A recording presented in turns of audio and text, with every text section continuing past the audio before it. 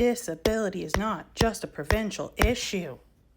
I find it absolutely hilarious that when we have any other discussion about literally anything else, the response is always everything is Trudeau's fault, and now more recently everything is Carney's fault. But the second that I criticize Carney about the federal government's handling of disability, all of a sudden everyone thinks they remember civics and it's telling me it's a provincial issue. Like, please go back to this comment, look at my comment, and look at the comment section. It is absolutely ridiculous. And clearly, we need to sit down and have a civics lesson.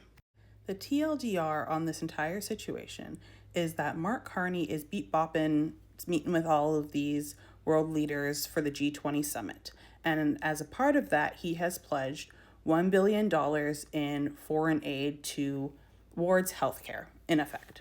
I totally understand that's a part of exercising soft power and all of that. What my comment was saying was that I didn't mind that Canada is spending $1 billion on foreign aid and healthcare and all of those things.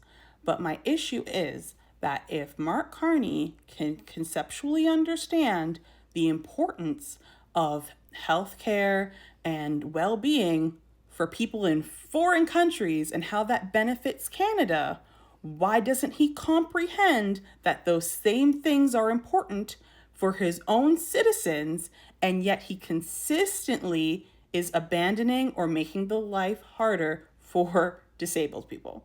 I got a barrage of pushback and comments similar to this about how healthcare is provincial, but I wasn't specifically talking about healthcare. I was talking about disability, and disability is federal, provincial, and municipal. So what I was specifically criticizing was the federal government's handling of the federal side of disability. But everyone seems to think that disability only falls into provincial purview, and that is not true. Everyone is familiar with this little graphic about the different levels of government and their responsibilities. Disability touches places in every single level of government.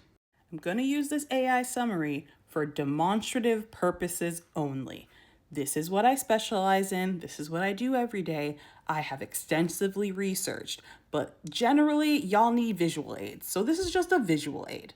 But this is how disability falls under every single branch of the government.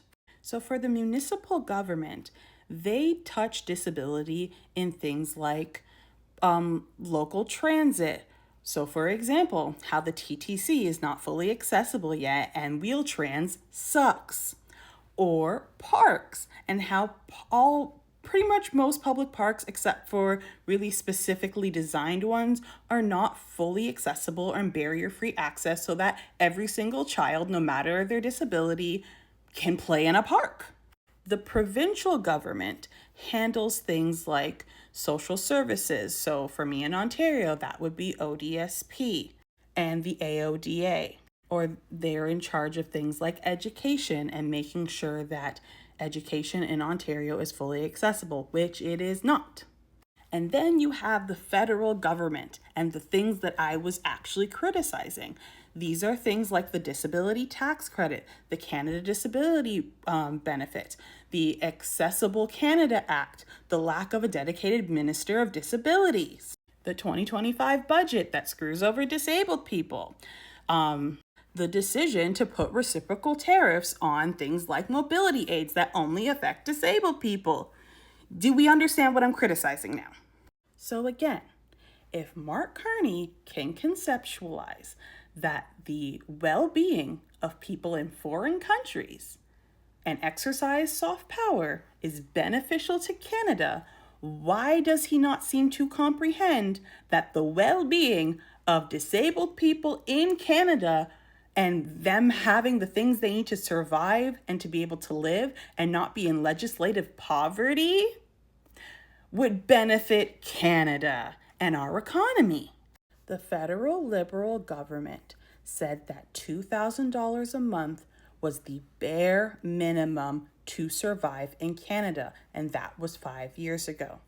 The federal Liberal government promised to lift disabled people out of poverty. The federal Liberal government passed the Accessible Canada Act in 2019.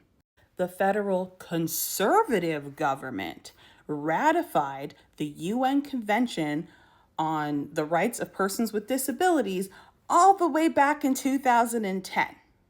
And ratify means they made it law in Canada and promised to follow it because now it is law in Canada.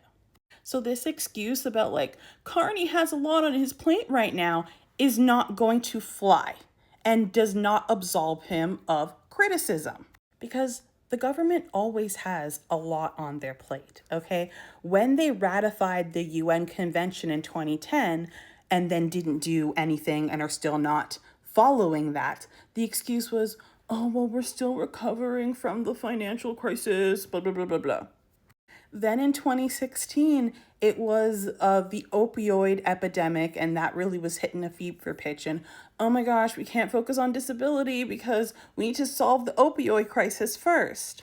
Then in 2015, we finally got our first dedicated minister of disability, and things did start to move. Was everything perfect? No. Was the execution perfect? No. Are there lots of criticisms for that? Yes, but things at least moved. In 2019, the Accessible Canada Act was passed. But then guess what happened? 2020, the start of the pandemic, and oops, we forgot about disabled people again because, we had to deal with the healthcare crisis. They forgot about disabled people so much that they had the actual audacity to quantify the bare minimum needed to live in the country of $2,000 while not a single disabled person in the province was getting what they deemed the bare minimum. All while basically forgetting to create any programs to help disabled people through the pandemic, the lockdown portion of the pandemic specifically, because it's still happening.